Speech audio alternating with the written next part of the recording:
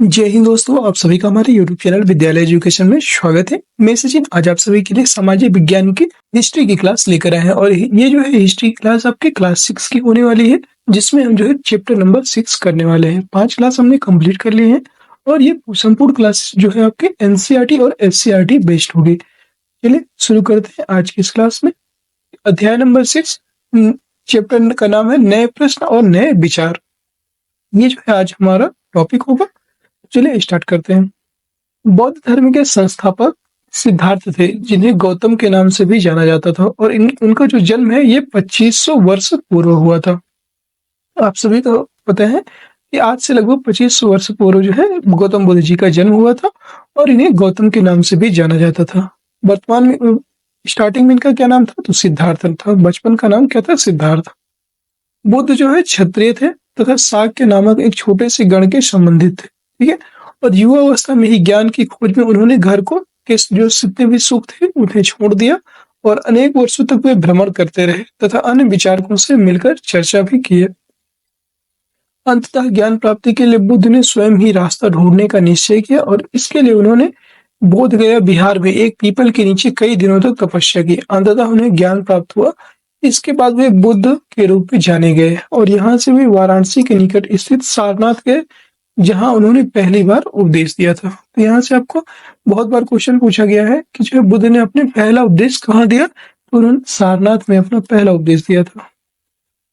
उसी नारा में मृत्यु से पहले का शेष जीवन जो है बुद्ध ने पैदल ही एक स्थान से दूसरे स्थान की यात्रा करने और लोगों को शिक्षा देने में व्यतीत किया था। सारनाथ जो है, सारनाथ इमारत को स्तूप के नाम से जाना जाता है और सारनाथ पर बुद्ध ने अपना सर्वप्रथम उपदेश दिया था। इसी घटना की स्मृति में यहाँ स्तूप का निर्माण भी करवाया गया है सारनाथ में। बुद्ध ने शिक्षा दी कि यह जीवन जो है कष्टों और दुखों से भरा हुआ है और ऐसा हमारी इच्छा और लालसाओं जो हमें पूरी नहीं हो सकती, जो मतलब इच्छाएं कभी भी पूरी नहीं हो सकती, हमेशा रहेंगी। तो इन्हीं के कारण जो है हमें जीवन में जो है कष्ट और दुख प्राप्त होते हैं। मतलब उनका एक मेन कहना था कि जो है इच्छाओं से भरा हुआ शरीर कभी भी जो है दुखों से और कष्टों से दूर नहीं हो सकता है। इनका मेन कहना यह था, जब तक इच्छाएं और लालसाएं बनी रहेंगी तब तक जो है व्यक्ति के जीवन में दुख हमेशा आते रहेंगे। कभी कभी हम जो चाहते हैं वह प्राप्त करने के बाद भी संतुष्ट नहीं होते एवं और अधिक वस्तुओं को पाने की इच्छा करने लगते हैं। बुद्ध ने इसे लिप्सा, ये जो इस इच्छा को लिप्सा तृष्णा कहा है और बुद्ध ने शिक्षा दी कि आत्मसंयम अपनाकर ही ऐसी लालसा से मुक्ति पा सकते हैं। आत्मसंयम मतलब अपने आप को वश में कर करके। बुद्ध ने लोगों को दयालु होने तथा मनुष्यों के साथ साथ जानवरों के जीवन का भी आदर करने की शिक्षा दी। वे मानते थे कि हमारे कर्मों के जो परिणाम हैं, चाहे वे अच्छे हो या बुरे, हमारे वर्तमान जीवन के साथ साथ बाद के जीवन को भी प्रभावित करते हैं। और ये सही बात है, हम जैसे कर्म आज करेंगे वैसा ही हमें बाद में भी देखने को मिलेगा। बुद्ध ने अपनी शिक्षा सामान्य लोगों की प्राकृत भाषा में दी थी। ऐसे जितने भी सामान्य लोग थे उनके प्राकृत भाषाओं में इन्होंने अपनी शिक्षाएं दी।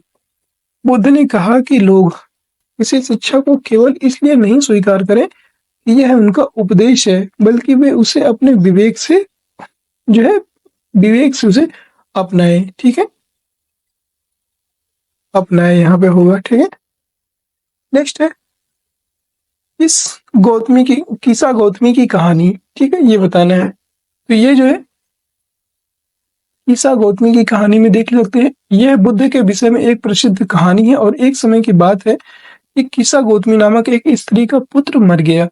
इस बात से वह इतनी दुखी हुई कि वह अपने बच्चे को गोद में लिए हुए नगर की सड़कों पर घूम घूम कर लोगों से प्रार्थना करने लगी कि कोई उसके पुत्र को जीवित कर दे। एक भला व्यक्ति उससे बुद्ध के पास ले गया।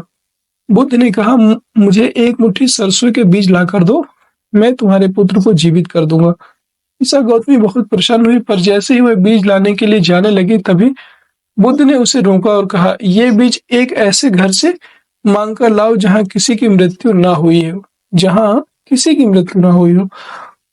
किसा गौतमी एक दरवाजे से दूसरे दरवाजे गई, लेकिन वह जहां भी गई उसने पाया कि हर घर में किसी न किसी के पिता, माता, बहन, भाई, पति पत्नी, बच्चे, चाचा, दादा या दादी की मृत्यु हुई है। इससे क्या उसे मालूम चल गया, ये जो है, ये इसी के माध्यम से जो है गौतम बुद्ध इनको क्या देना चाहते थे, शिक्षा देना चाहते थे कि ऐसा संभव नहीं है कि किसी, मतलब ऐसा कभी हुआ ही नहीं है कि जो कि कोई मतलब कभी मरे ना, हमेशा किसी न किसी की यहाँ मृत्यु होती रहती है। इनका बता मतलब उनको एक तरह से ज्ञान देने का एक इनका तरीका था कि आप अगर ऐसा करते हैं तो मैं ज़रूर आपके पुत्र को जीवित कर दूँगा, ठीक है? लेकिन जो संभव नहीं था और फिर ये भी उनके पुत्र को भी वो नहीं जीवित किए। अब उपनिषद के बारे में बात करेंगे। तो उपनिषद क्या है? जिस समय बुद्ध उपने उपदेश दे रहे थे उसी समय या उससे भी थोड़ा पहले दूसरे अन्य चिंतक भी कठिन प्रश्नों का उत्तर ढूंढने का प्रयास कर रहे थे। उनमें से कुछ मृत्यु के बाद के जीवन के बारे में जानना चाहते थे, जबकि अन्य यज्ञों की उपयोगिता के बारे में जानने की उत्सुक थे। इनमें से अधिकांश चिंतकों का यह मानना था कि इस विश्व में कुछ तो ऐसा है जो कि स्थायी है और जो मृत्यु के बाद भी बचा रहता है। उन्होंने इसका वर्णन आत्मा तथा ब्रह्म अथवा सार्वभौम आत्मा के रूप में किया। वे मानते थे कि अंततः आत्मा तथा ब्रह्म एक ही है। ऐसा ऐसे कई विचारों का जो संकलन है ये उपनिषदों में हुआ है और उपनिषद उत्तर वैदिक ग्रंथों का हिस्सा थे। उपनिषद का शाब्दिक अर्थ है गुरु के समीप बैठना। कई बार ये जो है उपनिषद का शाब्दिक अर्थ पूछ लिया है, याद रखिएगा। इसका उपनिषद का शाब्दिक अर्थ होता है गुरु के समीप बैठना।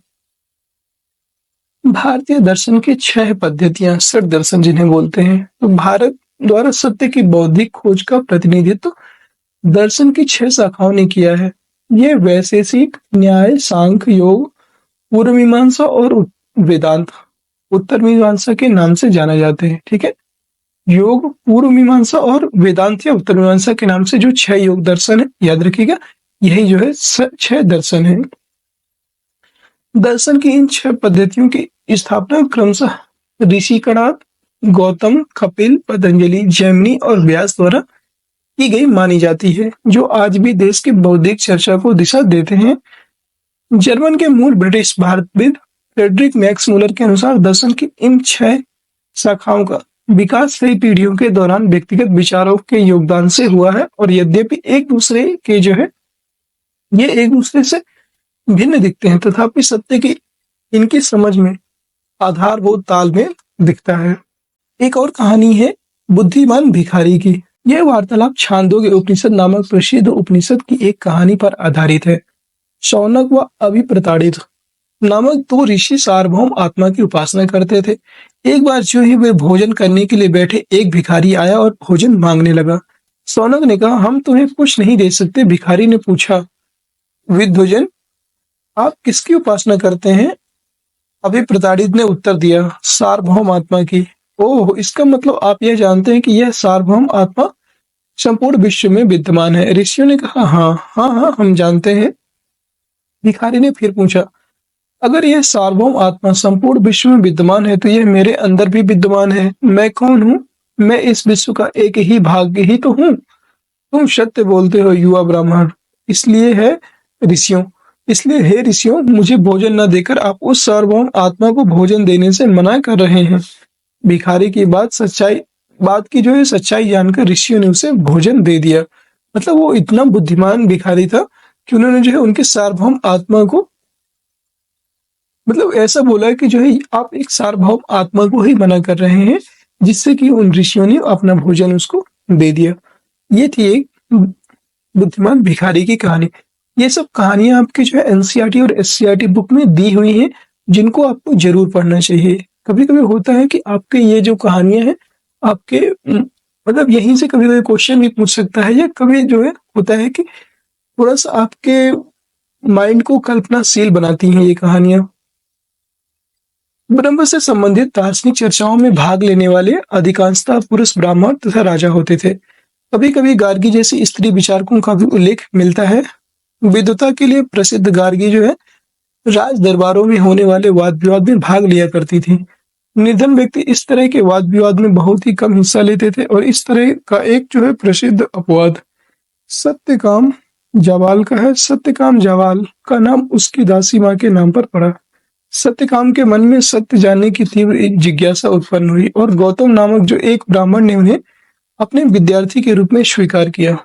तो वह अपने समय के सर्वाधिक प्रसिद्ध विचारकों में से एक बन गए और उपनिषदों के कई विचारकों का विकास के बाद में प्रसिद्ध विचारक शंकराचार्य के द्वारा किया गया था। अब हम बात करेंगे व्याकरणविद पाणिनि। यहाँ से क्वेश्चन बनता है, सही से ध्यान से पढ़िएगा। व्याकरणविद पाणिनि की बात करेंगे तो इस युग में कुछ अन्य विद्वान भी खोज कर रहे थे। उन्हीं प्रसिद्ध विद्वानों में से एक पाणिनि थे जिन्होंने संस्कृत भाषा के व्याकरण की रचना की थी। उन्होंने स्वरों तथा व्यंजनों को एक विशेष क्रम में रखकर उनके आधार पर सूत्रों की रचना की और ये सूत्र बीजगणित के सूत्रों से काफी मिलते जुलते हैं। इसका प्रयोग कर उन्होंने संस्कृत भाषा के प्रयोगों के नियम लघु सूत्रों लगभग 3000 के जो है लघु सूत्रों के रूप में लिखे। इसी युग में अर्थात लगभग 2500 वर्ष पूर्व जैन धर्म के 24वें तथा अंतिम तीर्थंकर वर्धमान महावीर ने भी अपने विचारों का प्रसार किया था और वह जो है वज्जी संघ के लिच्छवी कुल के एक क्षत्रिय राजकुमार थे। अब यहाँ पे जो है गौतम बुद्ध के बाद जो है आपके आगे जैन धर्म के महावीर स्वामी। ठीक है, 30 वर्ष की आयु में वर्तमान महावीर ने घर छोड़ दिया और जंगल में रहने लगे। 12 वर्ष तक उन्होंने कठिन व एकाकी जीवन व्यतीत किया। इसके बाद उन्हें ज्ञान प्राप्त हुआ और महावीर स्वामी की जो शिक्षा थी यह कैसी थी? सरल थी। सत्य जानने की इच्छा रखने वाले प्रत्येक स्त्री व पुरुष को अपना घर छोड़ देना चाहिए। उन्हें अहिंसा के नियमों का कड़ाई से पालन करना चाहिए, अर्थात किसी भी जीव को ना तो कष्ट देना चाहिए और ना ही उसकी हत्या करनी चाहिए। महावीर का कहना था, सभी जीव जीना चाहते हैं और सभी के लिए जीवन प्रिय है। महावीर ने अपनी शिक्षा प्राकृत में दी और यही कारण है कि साधारण जन भी उनके तथा उनके अनुयायियों की शिक्षाओं को समझ सके। देश के अलग अलग हिस्सों में प्राकृत के अलग अलग जो रूप है प्रचलित थे। प्रचलन क्षेत्र के आधार पर ही उनके अलग अलग नाम थे। जैसे मगध में बोली जाने वाली प्राकृत मागधी कहलाती थी। जैन नाम से जाने गए महावीर के अनुयायियों को भोजन के लिए भिक्षा मांगकर सादा जीवन बिताना होता था और उन्हें पूरी तरह से ईमानदार होना पड़ता था तथा चोरी न करने की उन्हें सख्त हिदायत थी। उन्हें ब्रह्मचर्य का पालन करना होता था और पुरुषों को वस्त्रों सहित सब कुछ त्याग देना पड़ता था। जो पुरुष होते थे उन्हें जो है वस्त्रों का भी त्याग करना पड़ता था। जैन जैन शब्द जिन शब्द से निकला है जिसका अर्थ है विजेता। यहाँ पे जिन शब्द के बारे में पूछा गया था एक एग्जाम में, यहाँ पे याद रखिएगा जिन शब्द का अर्थ होता है विजेता और ये जैन शब्द से लिया गया है। अधिकांश व्यक्तियों के लिए ऐसे कड़े नियमों का पालन करना बहुत कठिन था, फिर भी हजारों व्यक्तियों ने इसे नई जीवन शैली को जानने और सीखने के लिए अपने घरों को छोड़ दिया। कई अपने घरों पर ही रहे और भिक्षु भिक्षुड़ी बने लोगों को भोजन प्रदान कर उनकी सहायता करते रहे। मुख्यतः व्यापारियों ने जैन धर्म का समर्थन किया। किसानों के लिए इन नियमों का पालन अत्यंत कठिन था क्योंकि फसल की रक्षा के लिए उन्हें कीड़े मकोड़ों को मारना पड़ता था। बाद की सदियों में जैन धर्म उत्तर भारत के कई हिस्सों में साथ साथ गुजरात, तमिलनाडु और कर्नाटक में भी फैल गया। महावीर तथा उनके अनुयायियों की शिक्षाएं कई शताब्दियों तक मौखिक रूप से हो रही थी और देखा जाए तो लगभग 1500 वर्तमान रूप में उपलब्ध जैन धर्म की जो शिक्षा है लगभग 1500 वर्ष पूर्व गुजरात में वल्लभी नामक स्थान पर लिखी गई थी। महावीर तथा बुद्ध दोनों का ही मानना था कि घर का त्याग करने पर ही सच्चे ज्ञान की प्राप्ति हो सकती है। ऐसे लोगों के लिए उन्होंने संघ नामक संगठन बनाया जहां घर का त्याग करने वाले लोग एक साथ रह सके। मतलब इनका कहना था कि ज्ञान तभी प्राप्त हो सकता है जब आप गृह त्याग करते हैं और एक ऐसे संगठन में जाते हैं जहां सब लोग गृह को त्याग करके और आपस में ज्ञान की बातें करते हैं और योग साधना के बल पर जो है अपने आप को एकाग्र मन से भगवान की भक्ति में लीन करते हैं, तभी आपको ज्ञान प्राप्ति होती है। ये इनका मानना था। संघ में रहने वाले बौद्ध भिक्षुओं के लिए बनाए गए नियम विनय पिटक नामक ग्रंथ में मिलते हैं। विनय पिटक से हमें पता चलता है कि संघ में पुरुषों और स्त्रियों के रहने की जो अलग अलग व्यवस्था थी, सभी व्यक्ति संघ में प्रवेश ले सकते थे। हालांकि संघ में प्रवेश के लिए बच्चों को अपने माता पिता से जो है, दासों को अपने स्वामी से, राजा के यहाँ काम करने वाले लोगों को राजा से तथा कर्जदारों को अपने देनदारों से अनुमति लेनी होती थी। एक स्त्री को इसके लिए अपने पति से अनुमति लेनी पड़ती थी। संघ में प्रवेश लेने वाले स्त्री पुरुष बहुत सादा जीवन जीते थे। वे अपना अधिकांश समय ध्यान करने में बिताते थे और दिन के एक निश्चित समय में वे शहरों तथा गांवों में जाकर भिक्षा मांगते थे। यही कारण है कि उन्हें भिक्षु तथा भिक्षुणी, साधु भिखारी के लिए प्राकृत शब्द कहा गया था। ठीक है। वे आम लोगों को शिक्षा देते थे और साथ ही एक दूसरे की सहायता भी करते थे। इसी तरह की आपसी लड़ाई का निपटारा करने के लिए वे प्रायः बैठकें भी किया करते थे। दोस्तों, उम्मीद है आप सभी को क्लास पसंद आ रही होगी। ये देखिए, आप एक स्टोरी की तरफ इसे सुनते जाइए। इससे क्या होगा ना, आपका कोई भी क्वेश्चन यहाँ से बनता है, अगर जैसे जो क्वेश्चन कथन कारण वाले या एक से अधिक शब्दों में बनते हैं, जो बड़े क्वेश्चन बनते हैं वो यहीं से आपके थ्योरी से सॉल्व होते हैं। अभी आपको क्वेश्चन भी करवाएंगे तो आपको मालूम चल जाएगा कैसे क्वेश्चन यहाँ से बनेंगे। ठीक है। और क्लास पसंद आ रही है तो सभी लोग एक बार जो है क्लास को लाइक कर दीजिए और शेयर कर दीजिए। संघ में प्रवेश लेने वाले ब्राह्मणों, क्षत्रिय, व्यापारी, मजदूर, नाई, गणिकाएं तथा दास शामिल थे। इनमें से कई लोगों ने बुद्ध की शिक्षाओं के विषय में भी लिखा था। कुछ लोगों ने संघ में अपने जीवन के विषय में सुंदर कविताओं की भी रचना की। कार्ले, वर्तमान जो महाराष्ट्र में है, कार्ले स्थित एक गुफा है और वहां पर भिक्षु भिक्षुणी इन शरण स्थलों में रहकर ध्यान किया करते थे। जैन तथा बौद्ध भिक्षु पूरे एक स्थान से दूसरे स्थान घूमते हुए उपदेश दिया करते थे। केवल वर्षा ऋतु में जब यात्रा करना कठिन हो जाता था तो वे एक स्थान पर ही निवास करते थे और ऐसे समय वे अपने अनुयायियों द्वारा उद्यानों में बनवाए गए अस्थायी निवासों में अथवा पहाड़ी क्षेत्रों के प्राकृतिक गुफाओं में रहते थे। अगला प्रश्न है, जैसे जैसे समय बीतता गया, भिक्षु भिक्षुणियों ने स्वयं तथा अब उनके समर्थकों ने अधिक स्थायी स्थलों की आवश्यकता का अनुभव किया। तब कई शरणा स्थल बनाए गए जिन्हें विहार कहा गया। आरंभिक विहार लकड़ी के बनाए गए तथा बाद में इनके निर्माण में ईंटों का प्रयोग होने लगा। पश्चिम भारत में विशेषकर कुछ विहार पहाड़ियों को खोदकर बनाए गए थे। एक बौद्ध ग्रंथ से ज्ञात होता है, क्या ज्ञात होता है? जिस तरह महासागरों में मिलने पर नदियों की अलग अलग पहचान समाप्त हो जाती है, ठीक उसी तरह बुद्ध के अनुयायी जब भिक्षुओं को श्रेणी में प्रवेश करते हैं तो वे अपना वर्ण, श्रेणी और परिवार सब त्याग देते हैं। प्रायः किसी धनी व्यापारी, राजा अथवा भूस्वामी द्वारा दान में दी गई भूमि पर विहार का निर्माण होता था। स्थानीय व्यक्ति भिक्षु भिक्षुणियों के लिए भोजन, वस्त्र, दवाइयां लेकर आते थे, जिसके बदले ये भिक्षु और भिक्षुणियां लोगों को शिक्षा देते थे। आगे आने वाली शताब्दियों में बौद्ध धर्म उपमहाद्वीप के विभिन्न हिस्सों के साथ साथ बाहरी क्षेत्रों में भी फैल गया। अब हम बात करेंगे आश्रम व्यवस्था। आश्रम व्यवस्था कई बार पूछा जाता है एग्जाम में, ये इंपॉर्टेंट है। तो जैन तथा बौद्ध धर्म जिस समय लोकप्रिय हो रहे थे, लगभग उसी समय ब्राह्मणों ने आश्रम व्यवस्था का विकास किया था। मतलब इन जैन धर्म और बौद्ध धर्म के जो है समकालीन ही आश्रम व्यवस्था भी आई थी। यहाँ आश्रम शब्द का तात्पर्य लोगों द्वारा रहने तथा ध्यान करने के लिए प्रयोग में आने वाले स्थान से नहीं, बल्कि इसका जो तात्पर्य है जीवन के एक चरण से है। याद रखिएगा, इसका कोई स्थान से संबंध नहीं है, एक जीवन के एक चरण से है। जैसे ब्रह्मचर्य, गृहस्थ, वानप्रस्थ तथा संन्यास 4 आश्रम थे, नामक 4 आश्रमों की व्यवस्था की गई थी।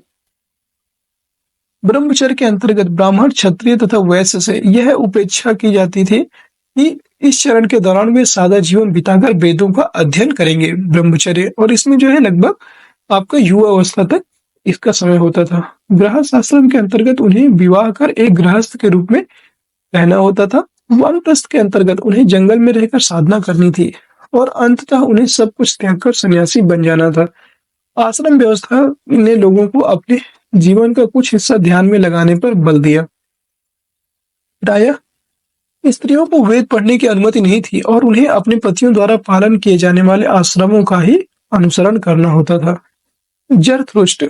जरथुष्ट्र एक ईरानी पैगंबर थे। उनकी शिक्षाओं का संकलन जैन अवेस्ता नामक ग्रंथ में मिलता है और जैन अवेस्ता की जो भाषा है तथा इसमें वर्णित रीति रिवाज वेदों की भाषा और रीति रिवाजों से काफी मिलते जुलते हैं। जरथुष्ट्र की मूल शिक्षा का जो सूत्र है, सद्विचार, सद्वचन और सद्कार्य। हे ईश्वर, बल, सत्य प्रधानता, सद्विचार और सद्विचार प्रदान कीजिए, जिनके जरिए हम शांति बना सकें। ये इसका प्रमुख अर्थ था। ठीक है, 1000 से अधिक वर्षों तक जरथुस्त्रवाद ईरान का एक प्रमुख धर्म रहा। बाद में कुछ जरथुस्त्रवादी ईरान से आकर गुजरात और महाराष्ट्र के तटीय नगरों में बस गए और वे लोग ही आज के पारसियों के पूर्वज हैं। कुछ महत्वपूर्ण तिथियां देख लीजिए। उपनिषदों के विचारक जैन महावीर तथा बुद्ध लगभग 2500 वर्ष पूर्व आए थे और जैन ग्रंथों को जो लेखन है लगभग 1500 वर्ष पूरा हुआ, ये भी आप याद रखेंगे। अब हम बात करेंगे महत्वपूर्ण प्रश्नोत्तरी की, जिसमें जितने प्रश्न बन सकते हैं आज की क्लास में वो सारे प्रश्न आज की इस क्लास में करवाए जाएंगे। ठीक है, पहला क्वेश्चन है, जरथुस्त्र के संदर्भ में निम्नलिखित कथनों पर विचार कीजिए। एक यूनानी पैगंबर थे तथा इनकी शिक्षाओं का जो संकलन जैन अवेस्ता नामक ग्रंथ में मिलता है। तो ये तो आपका जो है सही नहीं है। ठीक है, यह एक ईरानी पैगंबर थे, यूनानी नहीं थे, इसलिए ये गलत हो जाएगा। जैन अवेस्ता की भाषा तथा इसमें वर्णित रीति रिवाज वेदों की भाषा और रीति रिवाज से काफी अलग थी, ये बात भी गलत है। जरथुस्त्र की मूल शिक्षा का सूत्र है सद्विचार, सद्वचन और सद्कार्य, ये कथन एकदम सही है। 1000 से अधिक वर्षों तक जरथुस्त्रवाद यूनान का एक प्रमुख धर्म रहा, ये भी आपका जो है गलत है। ठीक है, ये आप याद रखेंगे, ये जो है गलत है। और इसकी बात करेंगे तो भारत बाद में कुछ जरथुस्त्रवादी आकर गुजरात और महाराष्ट्र के तटीय नगरों में बस गए, ये कथन एकदम सही है। इसका 3 और 5 ही सही है। सही उत्तर का चयन करना है तो बी ऑप्शन हो जाएगा केवल 3 और 5। जरथुस्त्र एक ईरानी पैगंबर थे, ना कि यूनानी पैगंबर, तथा इनकी शिक्षाओं का जो संकलन है जैन अवेस्ता नामक ग्रंथ में मिलता है और जैन अवेस्ता की जो भाषा है तथा इसमें वर्णित रीति रिवाज वेदों की भाषा और रीति रिवाजों से काफी मिलते जुलते हैं, ना कि काफी अलग है। जरथुस्त्र की मूल शिक्षा का जो सूत्र ये सद्विचार, सद्वचन और सद्कार्य है। 1000 से अधिक वर्षों तक जरथुस्त्रवाद ईरान का एक प्रमुख धर्म रहा, ना कि यूनान का। बाद में कुछ जरथुस्त्रवादी ईरान से आकर गुजरात और महाराष्ट्र के तटीय नगरों में बस गए और वे लोग ही आज के पारसियों के पूर्वज हैं। गौतम बुद्ध का जन्म हुआ, गौतम बुद्ध का जो जन्म है ये हुआ था 563 ईसा पूर्व, ये ऑप्शन करेक्ट हो जाएगा। ठीक है, महात्मा गौतम बुद्ध का जन्म 563 ईसा पूर्व में वैशाख महीने में कपिल वस्तु के लुम्बिनी ग्राम के आम्र कुंज में साल वृक्ष के नीचे हुआ था। इनके पिता का नाम सुद्धोधन जो शाक्य गणराज्य के प्रधान थे तथा माता का नाम महामाया था।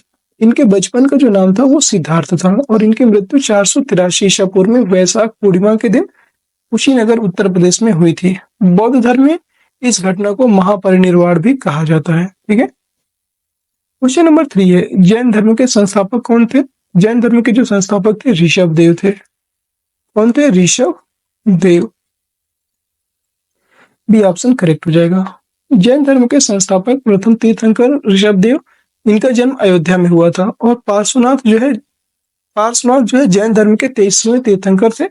महावीर स्वामी जैन का जन्म वैशाली में और ये जैन धर्म के 24वें व अंतिम तीर्थंकर थे। महात्मा बुद्ध जो है बौद्ध धर्म के संस्थापक भी, वास्तविक संस्थापक महात्मा, अच्छा यहाँ पे वास्तविक संस्थापक जो जैन धर्म के हैं, तो जैन धर्म के वास्तविक संस्थापक अगर पूछेंगे, वास्तविक संस्थापक आपके महावीर को माना जाता है, याद रखिएगा। महावीर स्वामी को जो है जैन धर्म का वास्तविक संस्थापक माना जाता है और महात्मा बुद्ध बौद्ध धर्म के संस्थापक थे। क्वेश्चन नंबर 4 है, महावीर ने कब निर्वाण अर्थात मृत्यु प्राप्त किया? तो महावीर जो स्वामी थे इन्होंने 468 ईसा पूर्व, 468 BC या 468 ईसा पूर्व में मृत्यु को प्राप्त हुआ था। बी ऑप्शन करेक्ट हो जाएगा। ठीक है, महावीर स्वामी का जन्म 599 ईसा पूर्व में विदेह की राजधानी वैशाली जो आधुनिक बशाड़ के कुंडग्राम में हुआ था और इनके पिता का जो नाम था वो सिद्धार्थ जो वज्जी संघ के ज्ञात्रक गण के प्रधान थे तथा माता जो है इनके त्रिशला था। माता का नाम क्या था? त्रिशला। महावीर स्वामी की जो मृत्यु है इनकी मृत्यु 72 वर्ष की आयु में 527 ईसा पूर्व ये लगभग राजगीर बिहार के निकट पावापुरी में हुआ था। ठीक है, तो ये 527 में हुआ था और एक अन्य स्रोत के अनुसार महावीर जो स्वामी है इनका जन्म 540 ईसा पूर्व तथा मृत्यु 468 ईसा पूर्व हुई। ठीक है, अगला क्वेश्चन है क्वेश्चन नंबर 5, जल मंदिर कहाँ अवस्थित है? तो जल मंदिर आपका पावापुरी में स्थित है, याद रखिएगा पावापुरी बिहार में स्थित है जल मंदिर। और इसकी बात करेंगे जल मंदिर जो है पावापुरी में स्थित है। पावापुरी नालंदा जिले में स्थित एक नगर है। यह जैन धर्म के मत अनुयायियों के लिए एक पवित्र नगर है क्योंकि महावीर स्वामी को यहीं पर निर्वाण प्राप्ति हुई थी। और दोस्तों आपके क्वेश्चन आपके आज ही यहीं पे समाप्त होते हैं। और कैसी लगी क्लास कमेंट सेक्शन में जरूर बताइएगा। अगर आप सभी को क्लास पसंद आई तो क्लास को लाइक कर दीजिए, शेयर कर दीजिए, कमेंट करिए और चैनल में है नए हैं तो चैनल को सब्सक्राइब जरूर कर लीजिएगा। किसी भी क्वेश्चन में डाउट होता है या कहीं पे भी आपको डाउट है, कुछ नहीं समझ में आया तो कमेंट बॉक्स में पूछ सकते हैं। और सभी लोग जो है हमारे टेलीग्राम चैनल को अवश्य ज्वाइन कर लीजिए। टेलीग्राम चैनल का जो लिंक आपको जो है वीडियो के डिस्क्रिप्शन में भी मिल जाएगा, और जो है आप टेलीग्राम चैनल में जाकर के विद्यालय एजुकेशन नाम से जो है इसको सर्च करके ऐड कर सकते हैं। ठीक है, अगर क्लास आप सभी को पसंद आई है तो क्लास को लाइक कर दीजिए, शेयर कर दीजिए। फिर मिलते हैं किसी नेक्स्ट वीडियो में, तब तक के लिए जय हिंद, जय भारत। Thank you.